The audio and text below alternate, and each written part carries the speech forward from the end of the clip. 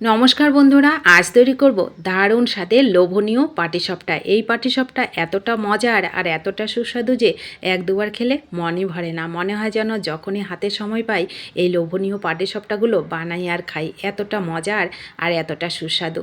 শীতের সিজন মানে কিন্তু পিঠে পুলির সিজন। আর যখনই মিষ্টি পিঠে খেতে পছন্দ হবে না বা ভালো লাগবে না, তখনই কিন্তু এই লোভনীয় পাটিসাপটাগুলো বানিয়ে খেতে পারেন। দারুণ লাগে কিন্তু খেতে।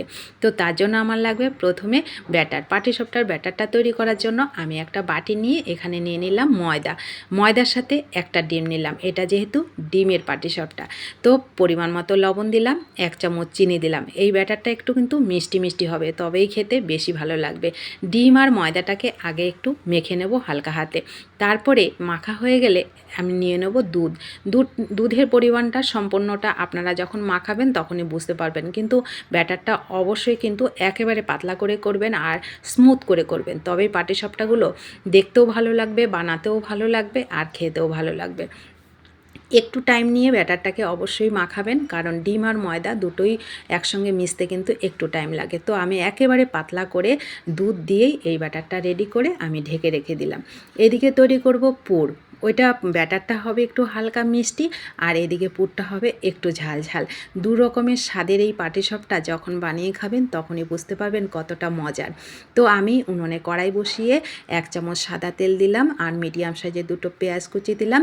পেঁয়াজটাকে হালকা হাতে একটু নেড়ে চেড়ে কাঁচা গন্ধ চলে গেলে এখানে দিলাম ফুলকপি কুচি, টমেটো কুচি আর একটু গাজর কুচি। একটু ঝাল করার জন্য লঙ্কা কুচি দিয়ে দিলাম। কোনো রকম মশলা কিন্তু আমি এখানে ব্যবহার করব না, শুধু পরিমাণ মতো লবণ আর হলুদ দেবো। আপনারা চাইলে মশলাটা দিতে পারেন। তো আমি মশলা ছাড়াই এই খাবারটা এইভাবে তৈরি করি, এতেই কিন্তু আমার কাছে ভালো লাগে। আপনাদের যেমন স্বাদের আপনারা পুর খেতে চাইবেন সেরকমই কিন্তু তৈরি করে নেবেন।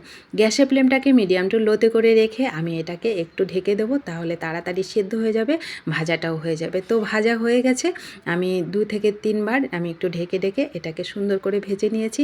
নামানোর আগে 1/2 চামচ বাটার দিয়ে দিলাম, খুব সুন্দর ফ্লেভার হবে, খেতেও ভালো লাগবে। আপনারা চাইলে 1 চামচও দিতে পারেন। তো আমার পুরটা রেডি হয়ে গেল। এইবার উনুনে আবার তাওয়াটা বসালাম। তাওয়াটাকে ভালো করে আগে গরম করে নেব, তারপরে একটু তেল ব্রাশ করে নেব। এই যে ব্যাটারটা ছিল একটু রেস্টে, ওটাকে আরও একটু ভালো করে ফেটিয়ে নেব আর একটা ছোট হাতা নিয়ে নেব। একটু অবশ্যই ফেটিয়ে নেবেন যখন এই পাটিসাপটাগুলো তৈরি করবেন। আর তৈরি করার আগে দেখুন এই ব্যাটারটা আমি আরও একবার আপনাদের দেখিয়ে দিলাম কতটা পাতলা হয়েছে। অবশ্যই কিন্তু পাতলা করে ব্যাটারটা তৈরি করবেন, তাহলে এই পাটিসাপটাগুলো খুব সুন্দর তৈরি হবে আর আপনারও কোনো রকম অসুবিধা হবে না। তো গ্যাসের ফ্লেমটাকে মিডিয়াম টু লোতে করে রেখে দেখুন আমি 1 হাতা দিলাম, একটুখানি গোল করে দিলাম, যতটা ছড়ানো যায় ছড়িয়ে দিলে একটু মিনিট খানেক রাখলেই দেখবেন এটা উপর থেকে শুকিয়ে আসবে। তখন উপরে একটু তেল ব্রাশ করে দেবো, তারপরে এইভাবে উল্টে দেবো। উল্টাতেও কোনো রকম সমস্যা হয় না, যেহেতু এটা ডিমের ব্যাটার খুব সহজে তৈরি হয়ে যায়। যারা নতুন পাটিসাপটা উল্টাতে অসুবিধা হয় তারা এইভাবে কিন্তু ব্যাটার তৈরি করে পাটিসাপটা তৈরি করতে পারেন, দেখবেন খেতে কিন্তু দারুণ লাগবে আর বানানোটাও খুবই সহজ হবে।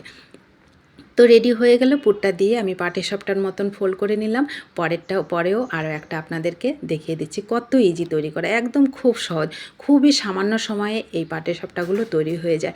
নতুন ধরনের একটু মিষ্টি একটু ঝাল থাকে, 2 রকমের স্বাদের পাটিসাপটা। অবশ্যই যখন আপনাদের মিষ্টি খাবার খেতে ভালো লাগবে না, মানে মিষ্টি পিঠে খেতে ভালো লাগবে না, এইভাবে তৈরি করে খেয়ে দেখবেন, দারুণ লাগবে কিন্তু খেতে।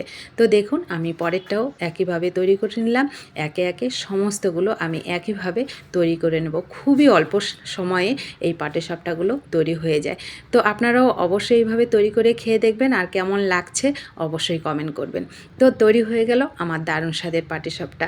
আপনাদের কাছে ভালো লাগলে রেসিপিটি অবশ্যই একটু শেয়ার করে দেবেন আর নতুন বন্ধু হলে চ্যানেলটা সাবস্ক্রাইব করে আমার পাশে থাকবেন। যারা পাশে আছেন আমাকে সাপোর্ট করছেন তাদেরকে আমার অসংখ্য অসংখ্য ধন্যবাদ ও ভালোবাসা। অবশ্যই এইভাবে তৈরি করে খেয়ে দেখবেন, যারা খেয়েছেন তারা তো জানবেন এই পাটিসাপটার স্বাদ কতটা মজার আর কতটা সুস্বাদু। দারুণ লোভনীয় কিন্তু এই পাটিসাপটা। 2 রকমের স্বাদের ভিন্ন স্বাদের খাবার যখনই খেতে মন চাইবে এরকম খাবার তৈরি করবেন, অনেক মজা করে খেতে পারবেন এবং পরিবারের সবাইকে খাওয়াতে পারবেন। আর সময়ও খুবই অল্প সময়ে তৈরি হয়। তো দেখুন আমি আরেকটা ছিঁড়ে দেখালাম। আর ফেসবুক পেজ থেকে দেখলে পেজটা ফলো করে রাখার অনুরোধ রইল। যারা ফলো করেছেন তাদেরকেও আমার অসংখ্য ধন্যবাদ ও ভালোবাসা। সকলে ভালো থাকবেন, সুস্থ থাকবেন। দেখা হবে আপনাদের সঙ্গে নতুন কোনো রেসিপিতে। ধন্যবাদ সবাইকে রেসিপিটি শেষ পর্যন্ত দেখে আমার পাশে থাকার জন্য।